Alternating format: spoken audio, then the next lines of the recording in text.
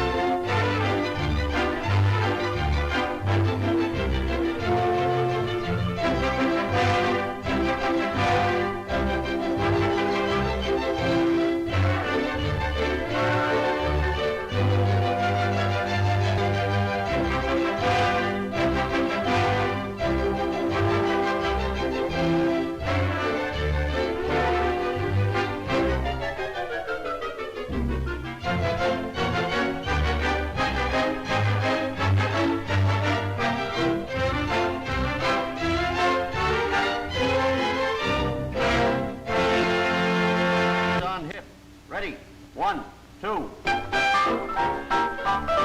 And over 600,000 young Americans are stepping hopefully out into the world this year, looking for their first jobs. The same number faced a similar problem last year. An equal number will face it next year. What chance have these boys and girls in a world already staked out? Now that the land frontier is closed, Good morning, son. Have a good sleep? Oh, like a log. Will they find welcome or closed signs on the gateways of opportunity? Blah, blah, What blah. can a How young can you stand it generation before look forward breakfast? to? Wait a minute, What Bud. hope is there for youth in the world of tomorrow? The answers to these questions are vital to every man, woman, and child in the nation. They present grave problems to labor, commerce, agriculture, and industry. Their solution should be of primary concern to education and government, for the quality of citizenship. You're telling is at us. stake. The facts involved, however, are both difficult Sorry, and complex. Dad, I gotta do it. He's breaking my The heart. manner in I should think you'd be interested in hearing about opportunities for young people. What opportunities? Say, do you know the motto of the last graduating class? Something lofty, no doubt. Yeah. WPAU we come. That's super lofty. Well, I guess times change. I remember when I was your age, Sure, I know. You were working for a hardware jobber, and you kept right on till you saved enough to open your own store. Yes. And I don't see... Because times changed, like you said. We got all the hardware stores we need. And all the grocery stores, all the doctors, all the lawyers, all the gas stations, all the everything. But it don't stand to reason that a country with our record could all at once lack openings for young fellas. No, you just try and get a job. Maybe it is difficult, but it's worse to be a quitter. Now, you've got years of school ahead of you. Yet you let your friends talk you into believing you're licked already. Well, they know what they're about. Now listen, son. I wasn't going to tell you this, but you're the reason we came here all the way from Indiana. You've heard all the talkers. Now I'm going to show you the doers. That's why I brought you and your mother to the fair. Holy smoke, the fair! I forgot where we were. Hey, Grandma! A couple of guys are starving out here. How's the job coming? Hold your horses, Bud. We'll be ready in a minute. He sure do think a lot about his stomach. You probably had a good appetite yourself at his age, Elvira. Lord, Miss Harrison, if appetites was houses, I'd almost all a holler right now. How's the table, Jane? Is it set? All set, Mother. Come on, everybody. Breakfast is ready. That's the best news I heard since I got here. Hi, Mom. Boy, am I hungry. I don't know which I've been looking forward to the most, the fair or your cooking, Mother. Don't pay any attention to him, Grandma. He says that to all the cooks. Well, you can't make a cook mad by liking her cooking. That's a good thing for a young man to remember. I'll say it is. That's how Dad got his corporation. Hey, that's not a corporation. That's private ownership. A man's entitled to a stomach at his age. Anyway, it's nice to have my family with me again. Even if it took a World's Fair to get you here. Well, we thought you had your hands full with just one member of the family. Nonsense. Barbara's been a lifesaver. Really, she has. I'd have been pretty lonely here without her.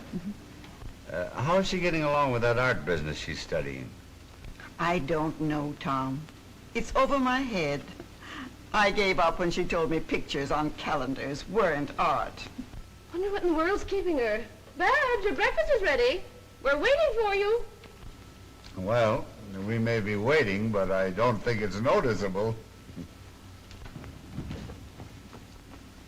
Morning, Dad. Good morning, Babs. Morning, Mother. Morning. Morning, Grandma. Morning, dear. And that's for a fresh little brother. That's a fine way to treat a guy that's come all the way from Indiana to see you. The fair, of course, had nothing to do with it.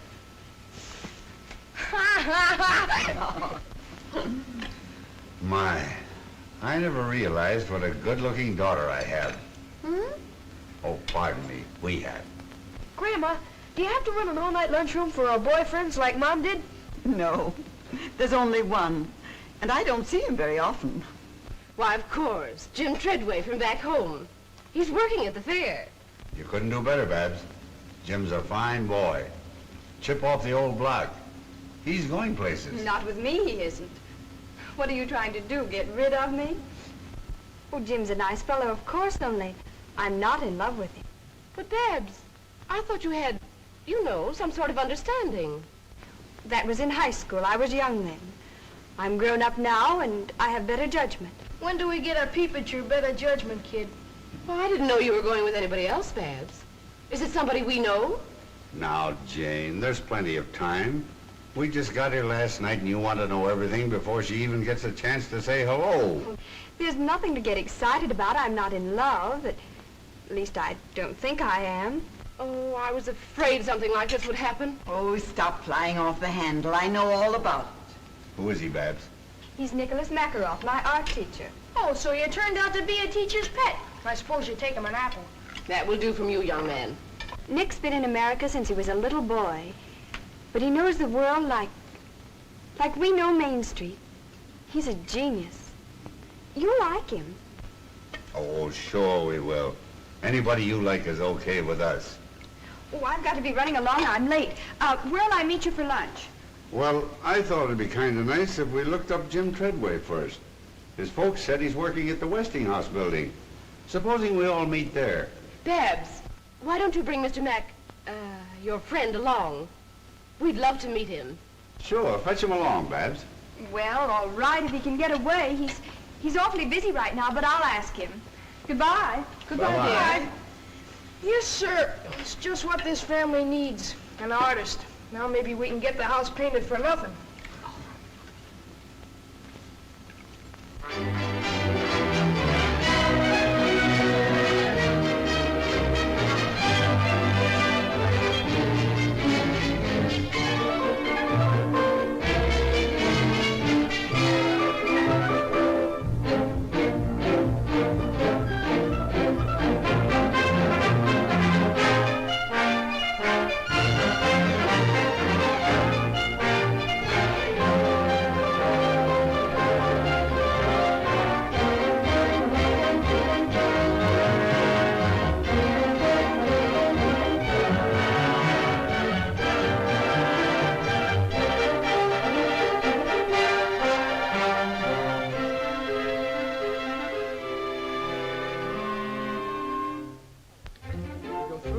Vivarium to the playground of science. Hiya, Jim, how's the boy? Hello, Bud! The same old Bud. That's a new one, isn't it? Yeah, isn't it a beaut? Hello, Jim. Hello, Mrs. Harrison. How are you, Mrs. Middleton? Oh, Jim, it's so good to see you. You're looking fine. It's good to see you again. Hello, Mr. Middleton. How are you? Put her there, Jim. You're certainly a sight for sore eyes. It's sure grand to see somebody from the old hometown. When'd you get in? Just last night. Your father and mother saw us off. They said if we didn't look you up the first thing, they'd never speak to us again. Say, Jim, just what do you do around here? Are you a boss or something? Well, not exactly, Bud. I'm sort of backstop for the guys. When they can't answer a question, I take a crack at it. If I don't know it, I look it up. which is often. Gee, I didn't know you were that smart. I'm not, Bud. But you see, before the fair opened, we took a special course of instruction to prepare us for the questions the company thought might be asked. Well, do they stick you very often? And how? Why, just this morning, a lady asked me how long it'd take to read the microfile in the time capsule. We've been reading a lot about the time capsule. Could we take a look at it? Why, sure. You can get to it this way. Time capsule of cupelloi, deposited on the site of the New York World's Fair on September 23rd, 1938, by the Westinghouse Electric and Manufacturing Company. If anyone should come upon this capsule before the year AD 6939, let him not wantonly disturb it, for to do so would be to deprive the people of that era of the legacy here left them. Cherish it, therefore, in a safe place. 5,000 years from now, the peoples of the future will look back on us as we look back on the early Egyptians and Babylonians. The time capsule down there is actually a message from our time to theirs. Those who open and study it will know more about us than any man living today. But Jim, how in the world do you know it'll last so long? Because the copper tools of the ancients have come down to us from even farther back. The capsule is made of a still better copper alloy called cupelloi. It's hard as steel and equal to pure copper in resistance to corrosion. Well, what I'm wondering is how anybody will know how to find it in the year, what was it, 6939? How to find it, what's in it. In fact, everything about it was printed in a book of record of the time capsule. It's on permanent paper that's been distributed throughout the world. To libraries, museums, lamissaries, monasteries, temples, every safe place imaginable. Well, who picked the stuff that was to go in it, Jim? A committee, aided by authorities in every field of science and the arts. It's a complete record of our civilization. Is this exactly like the capsule? Yes, and it's cut away so you can see how it's packed. These side cases show you the variety of things in them. Look, there's a woman's man. The ladies have to reveal a lot about us to future scientists. It sure will. They'll think we're nuts. Are these little reels the microfile? Yes. It's hard to believe, but on these small reels of film are reproduced all these books, papers, and magazines. It's a record of 10 million words and 1,000 pictures. So how will they read them? A small microscope is included. But there are also instructions how to make a large reading machine. Also, how to make a motion picture projector for the 3 special newsreels. I suppose cloth and things like that are in it, too. Everything from samples of fabrics to a dozen different kinds of common seeds. I'll bet a nickel I know something that isn't in it. Mickey Mouse. You'd lose, Bud. Mickey Mouse, Dick Tracy, Barney Google, they're all there. Even toys and money. Why, the list of contents alone takes up 17 pages of fine print. Boy, they weren't fooling when they made that capsule, were they? It's the brains of the world done up in a small package. And it's the most permanent exhibit at the fair. It'll still be here when the rest of this place is nothing but dust. That's remarkable. Have you got time to show some of the other sites, Jim? All you can use. You men go along. Jane wants to write some postcards home. We'll look around and meet you later. Well, that's the writing room over there, the glass enclosed room. Perhaps you'd like to enter our letter writing contest. Letter writing contest? What's that, Jim? Well, both the folks who write and receive the best letters home from the fair each week are awarded cash prizes.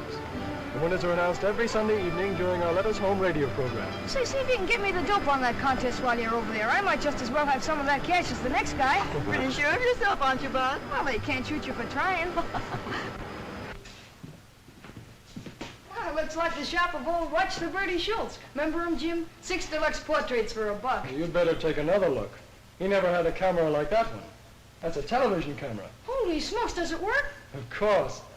You go down there, Mr. Middleton. You can see and hear Bud on a whole row of television receivers. You better be good. Bud, this is Frank Wells. Frank, this is Bud Middleton from the old hometown. Hiya, Bud. Hiya. Now just act and talk naturally. Oh, is it going? It's on. Hiya, folks. This is Clark Gable Middleton speaking. As you can see if you've got your television sets turned on. What state are you from, Bud? Indiana, the greatest state in the world. And if Grover Whalen's listening in, New York's okay, too. Well, what do you think of the fair? Well, as a guy I once studied about said, I came, I saw, and I'm almost conquered. How am I doing, Dad?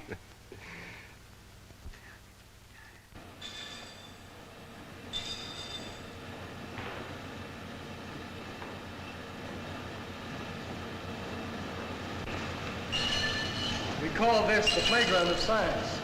But it really covers a lot of our normal research activities. Most of the exhibits are made so the visitors can operate them. built-in watchman. Well, what's it do? The bimetal discs like these are used for control of current in our electric irons, refrigerators, and other home devices. They save you money by shutting off the current as soon as the right temperature has been reached. Well, that's a new one on me. They're used by the millions. Only they're hidden in the appliances where you can't see them. Oh, what's that? Well, that's the time cycle.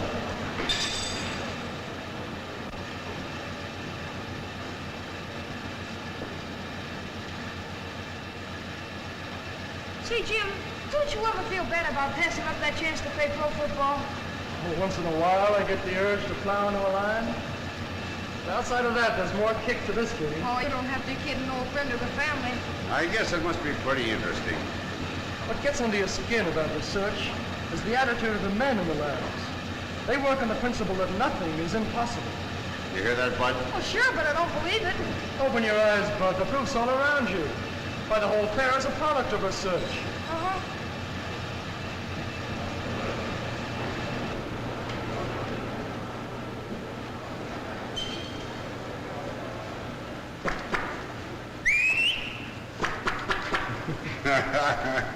One can't help marveling at all the new things they're inventing every day. A company can't stand still under the American system of private enterprise. It has two ways to go, back or forward. If it can make better products than the other fellow, it moves ahead. If it can't, the other fellow gets the business. But in either case, the public benefits. You mean in better goods? Yes. That's where fellows like me come in. In our research labs, we have four main jobs. We must constantly improve our existing products. So more people will be enabled to buy them. We must try to lower their cost by cutting waste of effort and material. Then we must anticipate the demand for new products before people realize they need them. Well, that's only 3 jobs, Jim. I kept count. And the last is industrial prospecting. Like prospecting for oil or gold. Sometimes we hit gushers, like radio, mechanical refrigeration, or air conditioning. Then 100 new industries spring up and thousands of new jobs are created. And another boost is given to our standard of living. Just remember that, Bud. Well, here's something else that might interest you, Bud. Here's the oscilloscope. Talk or blow or whatever you did before into the mic, and you'll see your voice projected on the screen.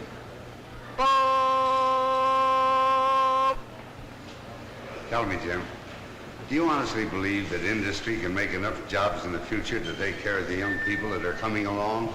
I think the problem's going to be the other way around. Industry will make so many jobs there won't be enough people to fill them. So you don't believe me, do you? Well, you sound like you're in cahoots with Dad. From all I've You're heard... liable to hear anything these days.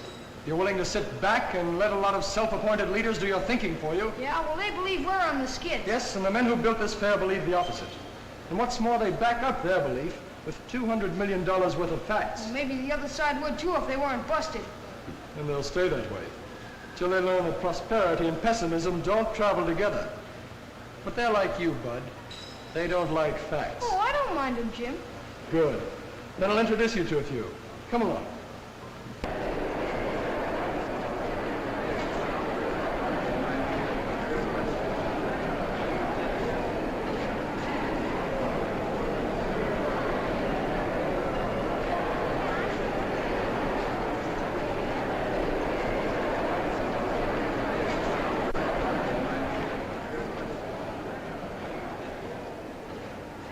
Isn't it wonderful, Nick? Beautiful. I guess we're a little early. What do you want to do? Anything but inspect this temple of capitalism? Oh, Nick. Look at them. Their eyes popping out of their heads, drooling over the very things that are taking away their jobs. Now, Nick, don't get all excited. My family think that America's a pretty swell place, and I don't want you to disillusion them. I know. I'm here to be exhibited. Mute but beautiful. Don't say that, please. I want them to like you, to know you as I do. Did you tell them we're in love? That I want to marry you? That I've asked you 100 times? Of course I haven't, Nick.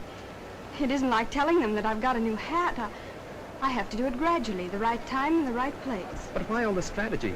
We don't have to maneuver like a battery of tanks. We're not at war with your parents. This is between you and me. It isn't as simple as all that, Nick. Listen to me, Babs. If there's one thing in our lives that doesn't concern other people, it's our marriage. We can slip away after lunch, and by dinner time, you can be Mrs. Meckerel. Not so fast, Nick.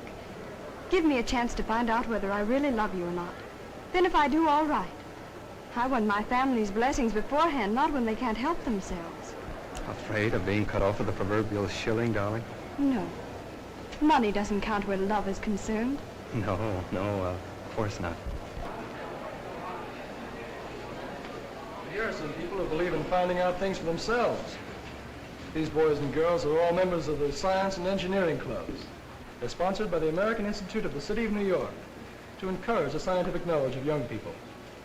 The movement's spreading over the whole country. Now, this is the kind of a thing that appeals to me. Do these same kids stay here during the whole fair, Jim? No, there's constant rotation. Each group stays here only a short time. Altogether, about 1,000 of them get a chance to use the lab. You know, Jim, the children seem to think that I'm an old fogey. But I just can't help believing that our welfare is rooted in character, not in panaceas. To me, systems don't seem to count half so much as the right kind of men and women, like these kids are going to be. You can get my vote on that any day. No system can make up for bad citizenship. No, sir. Well, I think I'll go find Mother and Jane. I'll see you at lunch. All right, Mr. Middleton. I'd like to show Bud a few more things. He's a pretty hard fellow to convince. Yeah, but I think he's weakening. So long, Dad. By the way, Bud, how's Babs? Okay. Is she going to be here today? I heard her say she was coming out here for lunch, but you never can tell about women. Desperate spurt, hitting those dishes with everything she has. She's consistently diving in the bottom of the dark and greasy water to search for knives and forks. Dishwater splashing around terrific rate all over Mrs. Drudge. That rubber apron isn't much help now. She's splashing so hard it's getting all over me, and it's a little dangerous attempt to give a blow-by-blow account of what's going on in that dishpan. There's a lot of action over here. She's mopping up with a towel to get the water some of the dishes she dried a few minutes ago. That water in the pan is an awful messy-looking sight, folks. I wish you could see it. Incidentally, in the entire operation, the dishwasher would use a total of only 15 quarts of water, which is a lot less than Mrs. Drudge's used. And now over here, Mrs. Drudge washes dishes just like Tom. That water's not coming out, and Nonsense. remember, folks, Takes him an hour to wash a so hot, plate. the heated dishes Then he will usually dry themselves drops when it. that door's open. I mean, he gets It more looks water on the floor than on the dishes. That's why I never let him help me anymore. Mrs. Drudge, come on. Now, I know he's smarter than Coming out you very are. fast, Mrs. Drudge, come on, please. Hurry, Mrs. Drudge, before it's too late. That water's coming out very fast. Too late. There's the last drop of water, folks. The contest is over in exactly 7 minutes and 58 seconds. In that time, Mrs. Modern has washed 50 dishes and 40 pieces of silverware. Well, it's all over, Mrs. Drudge. You may as well rest now. As I said before, ladies and gentlemen, this contest is going to be scored on 3 counts. First, the time it takes to do the dishes. Unquestionably, Mrs. Modern wins on that score. Second, the cleanliness of the dishes. They are clean, they are dry, and sparkling. They do honor to any woman's table, so Mrs. Modern wins point number 2. Her dishes are certainly cleaner. And now, point number 3, the condition of the contestants. Mrs. Modern looks as fresh and neat as when she stepped into the ring, while Mrs. Drudge, well, I'll have to leave that to you. And so, ladies and gentlemen, I give you the winner, Mrs. Modern.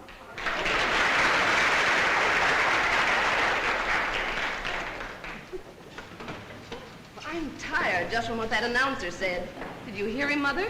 In 15 years, a woman washes, dries, and stacks a pile of dishes 9 times higher than the Empire State Building. Imagine it. Well, that didn't impress me half as much as seeing Mrs. Modern read a paper while her dishes were being washed. She'll look young when she's 100. Hi, Babs. Shake hands with an old pal of yours. Why, Jim, Babs, how are you? It's nice to see you again. you're looking well, as usual. Oh, this is Mr. Makaroff, my art teacher. Nick, this is Jim Treadway, one of the hometown boys. We're glad to know you, Mr. Makaroff. How are you?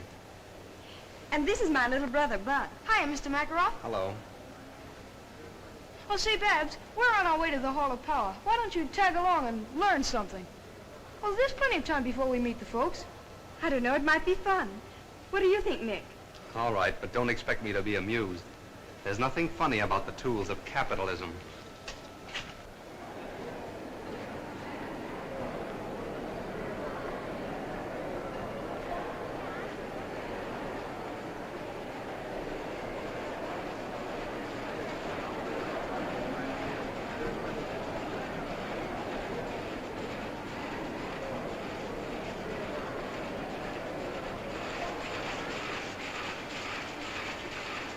Boy, look look at that machine make ribbons. 7 at a time, ain't it, honey? You'd be nearer right if you called it a Frankenstein's monster. No, that's in the movies. Why do you call it that, Nick? Machines like this destroy jobs. Think of the number of people who'd be working if we didn't have these power looms. Yes. I guess every woman in America would be weaving. And every home would be a sweatshop producing clothes for the family. Like they were before we had power looms. I don't think I'd like that very much. I don't think you'd like homespun clothes either. Grandma tells me they didn't have much style, but they cost so much in hard labor you wore them till they fell apart. That's what the Cossacks do in Russia. Every couple of years they peel off their duds like sticking plaster. It might interest you to know that only the peasants do that. Not here they don't. We ain't got any. But you didn't answer Nick's question. I mean about looms like this keeping people out of work. A fellow with a red beard asked me the same thing the other day. He waited while I looked it up. And there were 4 textile mills in America in 1800. They employed a few hundred workers and used water power. Today, with electric and other power, around 1 million persons are employed in the textile industry. And clothes are so cheap, no one has to make his own. That, I think, answers your question. What's over here, Jim?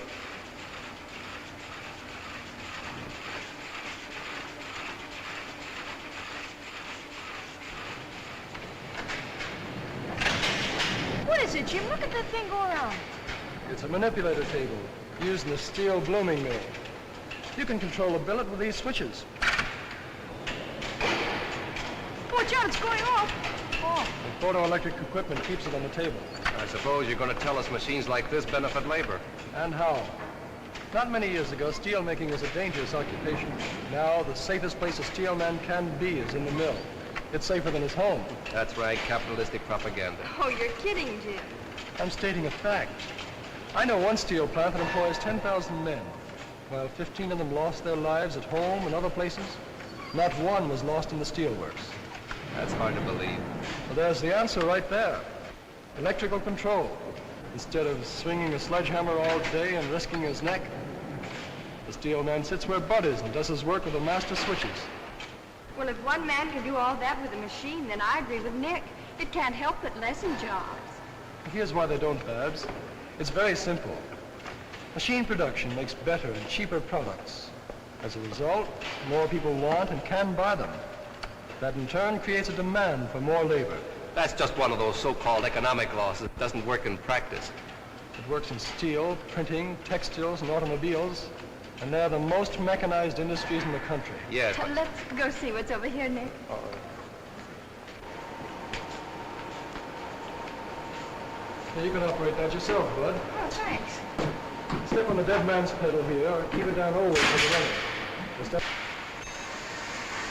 That's your brake. This is your gong.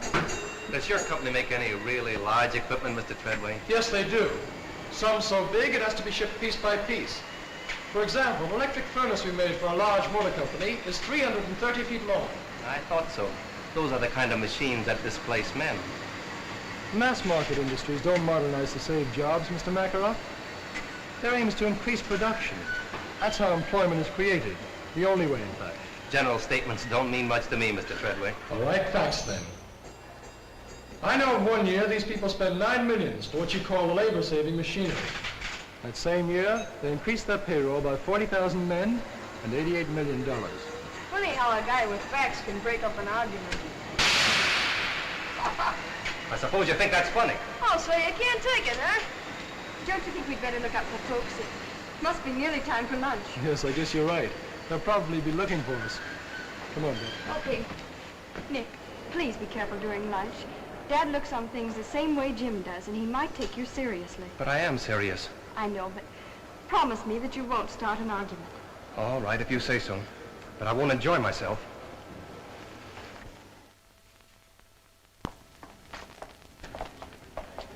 Now, we'll expect you for dinner tomorrow, Mr. Makarov. And please come early. Then we can have a chance for a nice, long talk. Thank you very much. I'll be glad to come.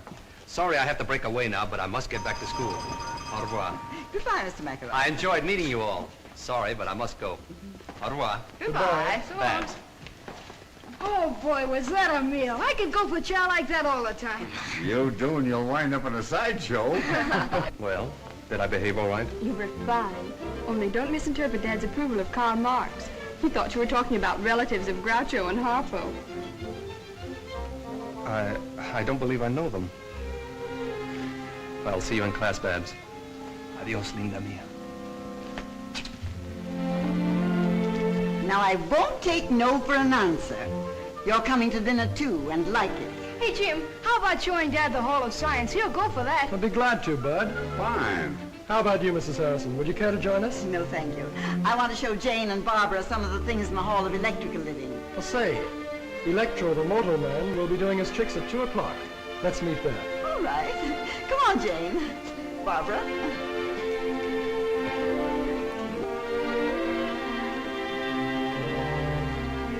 Well, This way.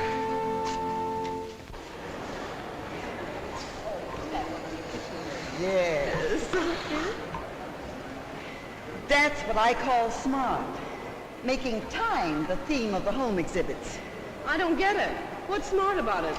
Well, if there was one thing a woman in my day never had enough of, it was time. It was her master. Some had two, if they had a bossy husband. Don't tell me you're against husbands, Grandma. No, indeed. Only against slavery. Domestic or otherwise. That's why I like electrical engineers. They signed our Emancipation Proclamation.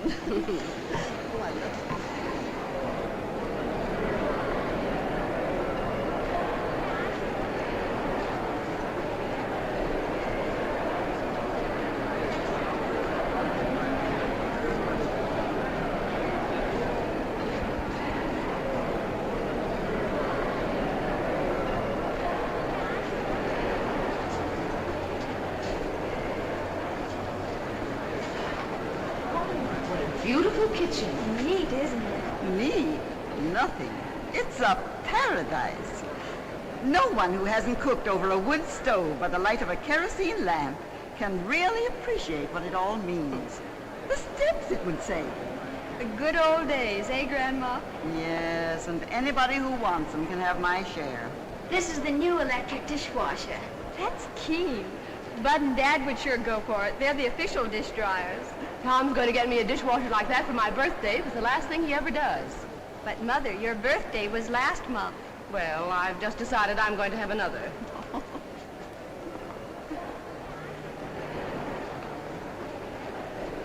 This is nice. And very modern. Masculine, too. Miss, is that a three-way floor lamp?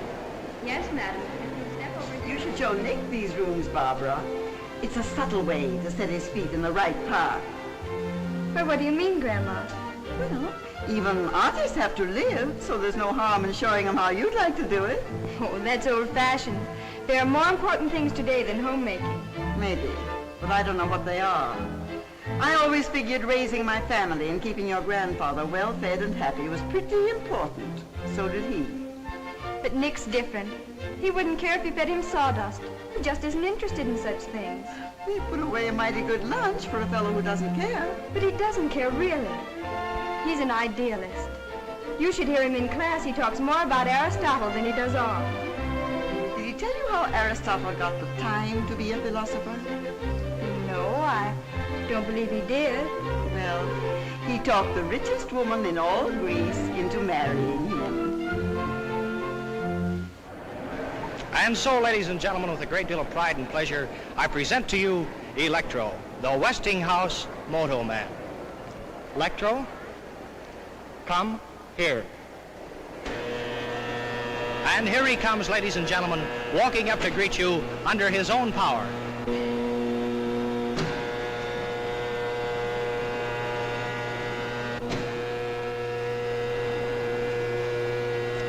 Stop.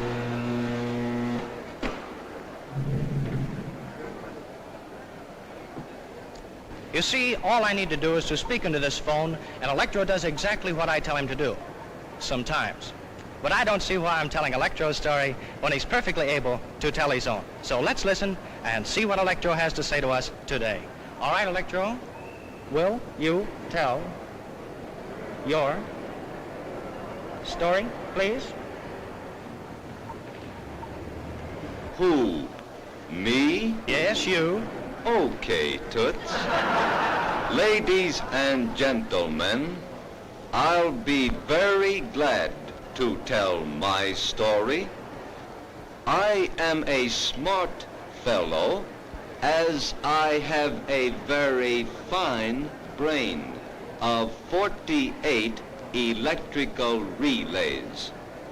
It works just like a telephone switchboard. If I get a wrong number, I can always blame the operator. Thank you. And by the way, I see a lot of good numbers out in our audience today. Electro, behave yourself. Quiet, please. I'm doing the talking. I'm sorry. That's the most remarkable thing I've ever seen. Boy, what a guard that guy'd make on my football team. Now, Electro, a moment ago you were bragging about being able to count on your fingers. Do you remember that? Well, we're going to find out about that. Now, do you remember how many children were born at the same time to a certain family up in Canada? Do you remember that? All right, let's see if you do. Count them on your right hand. 1, 2, 3, 4, 5. 5? Well, that's absolutely correct. Why, he's almost human. If he wasn't so big, I'd take him for an engineer. All right, now, Electro, I know you enjoy these, and I'm really going to try to give you a nice pleasure out of these. So here you are. You got that? Now, hold on to it. You may now smoke this cigarette. Go on. Oh, yes, Electro, you do need a light, too, don't you? All right, here you are.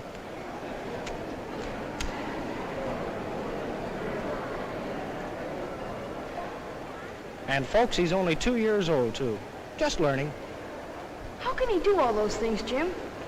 He's full of motors, gears, cams, and photoelectric cells. You could fill a book with all the electromechanical principles involved in the thing. All he lacks is a heart and a brain. If you ask me, I'd say he had nothing. Well, then all he lacks is a heart. He's not the only one. What's an 8-letter word for a gusty wind in Patagonia? Begins with W. Have a heart, Grandma. How can I write a prize-winning letter with you asking about wind and things? Oh, I'm sorry, Bud. I won't do it again. Well, that's all right. I'll give you this. If I ever do.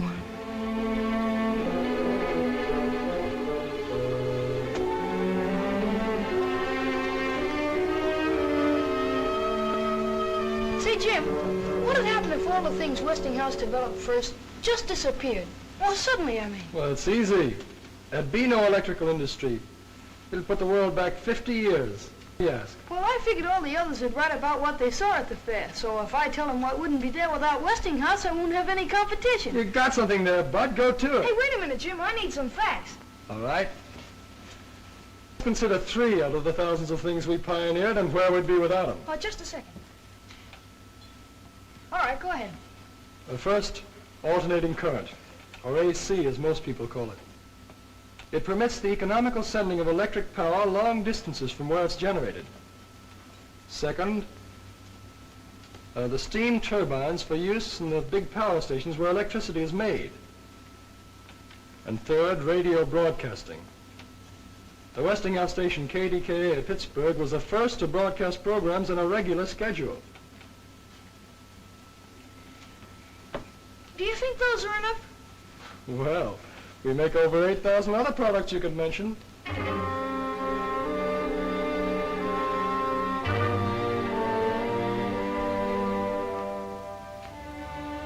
don't like that guy either, Jim.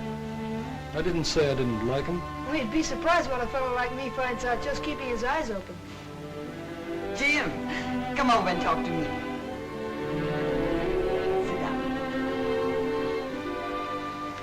How are you coming along? Well, I thought I was doing all right until Babs, well, turned from science. You're just like your father.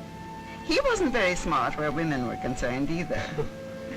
It wasn't until he fell off the roof and broke his leg that your mother found out that she loved him. Do you think that'd help? I don't think it's necessary. Most women, you'll find, pick husbands who see the world pretty much as they do, who think as they do about religion, war, politics, yes, even communism. They do it unconsciously. It's bred into them from childhood. Yes, but they can make mistakes, too. And they can also correct them if you give them a little time. I never knew time had so much to do with love. I don't understand what you mean exactly by abstract form, Nick. That's the trouble with verbal language. It's too clumsy to express elusive qualities. But to me, abstract form is the essential substructure. In short, the fundamental rhythm underlying our conceptions of spatial limitations. Do I make myself clear? Oh, perfectly. It's very clear now, thanks.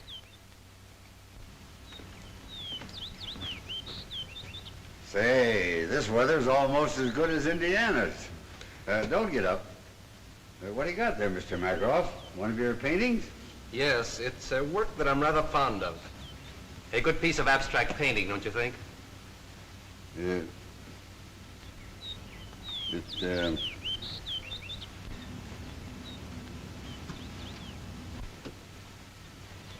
Oh, it's remarkable. Certainly got a lot of color.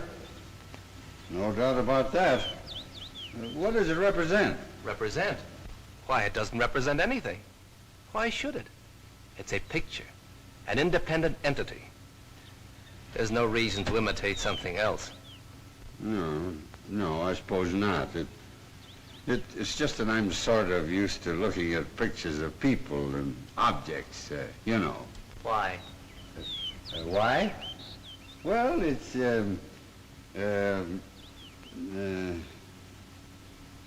why? If you want a house or a flower, you can go and look at them. Or if you want them represented, you can have them photographed. So why allow them to intrude into pictures? Yeah, I guess you're right. Well, if you young folks will excuse me, I think I'll take these flowers in and put them in some water. I think they need a drink. Dad's idea of fine art is rearing a two-fisted family. Too bad. You ought to keep up with the times. I meant to show you this before. What do you think of it? Oh, it's unique, all right. I don't think I've ever seen a ring like it. It's really a collector's item, a rare specimen of barbaric jewelry. It's been in our family for about 300 years. 300 years? Notice its color. Why, it's a study in polychromatic harmony. It's beautiful. Really lovely. Oh, no, Nick, I couldn't take a ring like that. Why, it must be priceless. Don't be silly. I want you to have it. No, please, I couldn't think of it, really. Wear it for a while. There's no harm in that. As a favor. Oh, no. Now you're being provincial, Babs. Well, just for a week or so.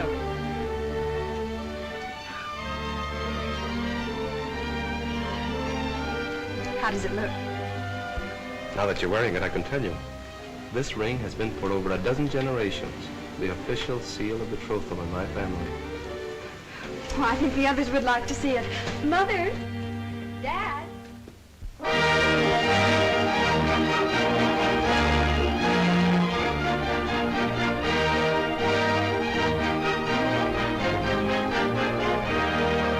It's too big to describe in a song or a sonnet, so dress yourself up in your best bib and bonnet. The Westinghouse man has a welcome upon it for you when you come to this fair.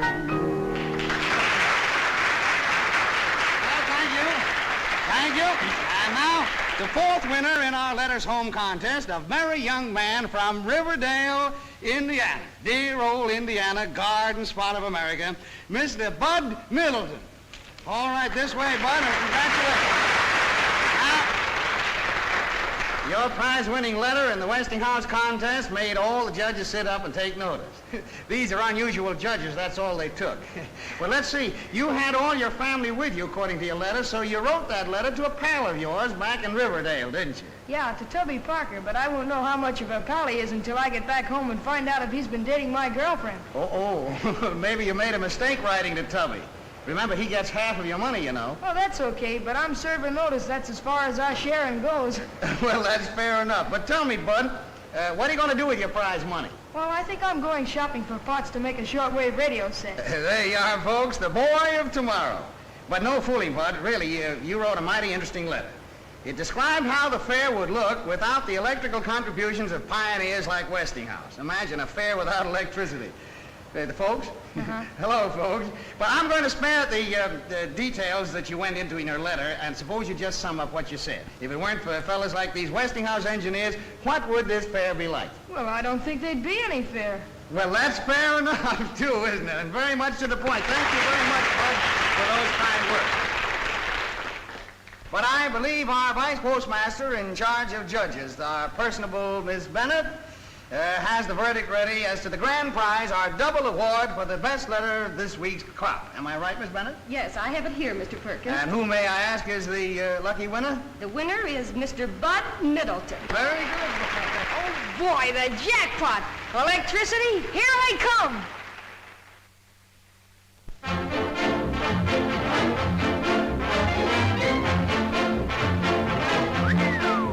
Gee, Grandma, the more you see of New York, the bigger it gets.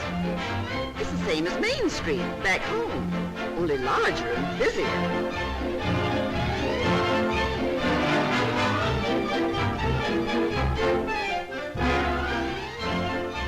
Well, maybe we can get what I need here.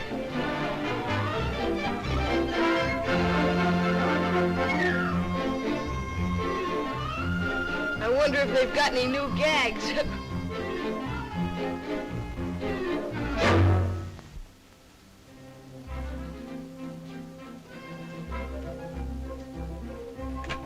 The spitting image or I'll eat your hat without salt. Now, we might be wrong.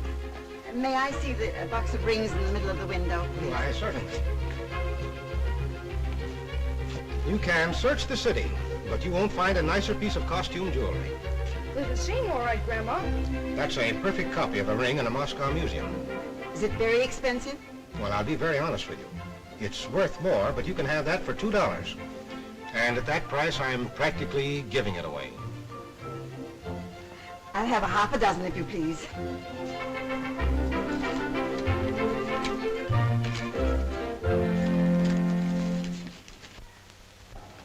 Why don't you let me fix these things, Miss Harrison? You know, Big Feet, that's my next to last husband. Big Feet say I make sandwiches that knock your eye out. That's why I'm doing them, Elvira. I have use for my eyes today. Huh. Ears is all you need. If that foreign gentleman's coming, he sure got a powerful tongue. Mr. Makarof's to be the guest of honor. Hello, Grandma. Hello, Elvira. Honey, you sure is dogged up. My. You look lovely, dear. Anything I can do to help? Oh, I nearly forgot. You left your ring on my dresser. My ring? That means bad luck of some sort. Grandma, I've got my ring. Why, they're absolutely the same. Where'd this other ring come from, I wonder? I don't know. Hello, everybody. Can I help? Oh, what's the matter with you, Babs? Are you sick? No. No, I'm all right. Oh, I declare I think you'd lose your head if it wasn't glued on. Here, it's your ring. I found it on my dresser. What's wrong? Don't you want it? The very same. Why, they're all alike. Where'd you get them all, Babs? Land sakes alive.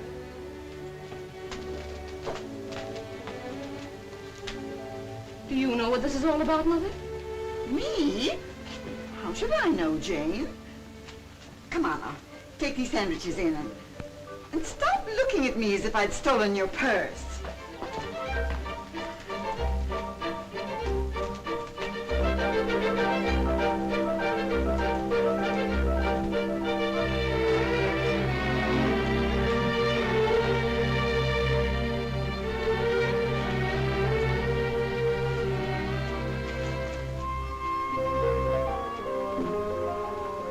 Face isn't used to this shaving twice a day. Why I should look pretty is beyond me. You won't even know I'm around. Where's my tobacco? Oh, Babs, you left your ring in the bathroom. You know, that's no way to treat a valuable ring like this. You might lose it. Say, how many of them have you got anyway? Too many. Hi, everybody. Has the eating commenced yet? Gee, I haven't had anything to eat in about 4 hours. Food is good, but the service is awful. Oh, say, kid, just how many rings did that guy Nick give you? Was he in the jewelry business? Well, I found 2 of them in my room. Holy smoke, you got $1 million.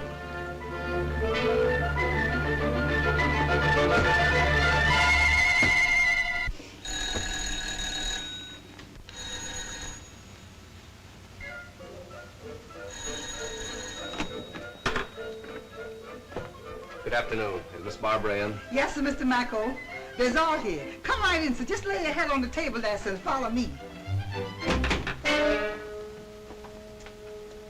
Mr. Mackerel.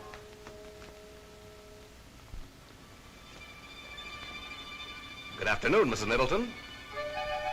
Hello, Bud. Mrs. Harrison. How are you, Mr. Middleton? Babs. Haven't you lost something? Young ladies shouldn't leave their valuables lying around. I found this on the hall table. Quite a study in polychromatic harmony. Don't you think? What? Why, the dirty crook told me there was only one of them. Don't pull it, Dad. Give it a chance. Hey, let go of my arms. Will you get up? Hey, come on now. You gotta beat it, Nick. He's a wild man. When he gets going, I can't hold him much longer.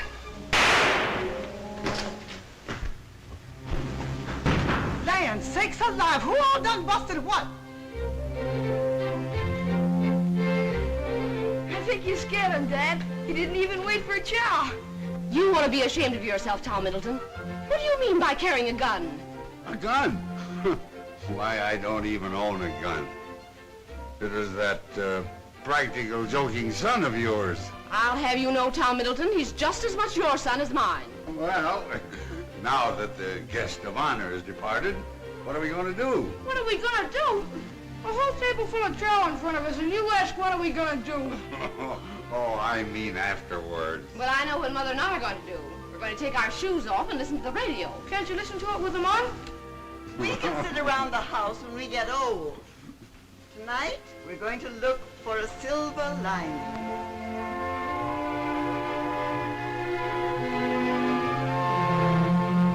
Just 46 years ago this month, I was doing the same thing, watching the lights of a World's Fair, the Columbian Exposition at Chicago.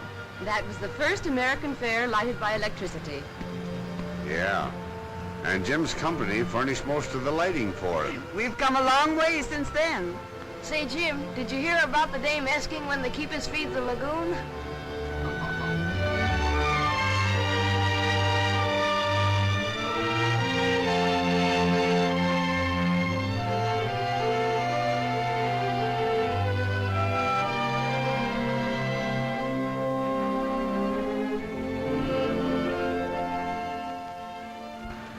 I can't help it, Babs.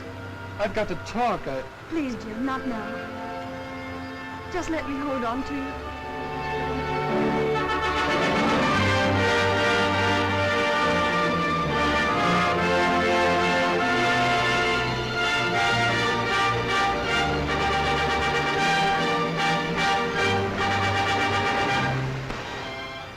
I wonder if the years ahead will be as bright as this.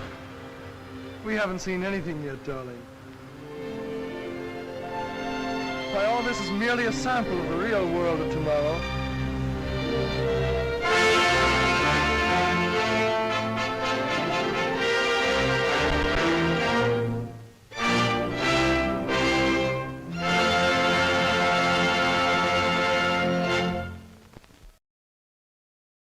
This has been a presentation of the Library of Congress. Visit us at loc.gov.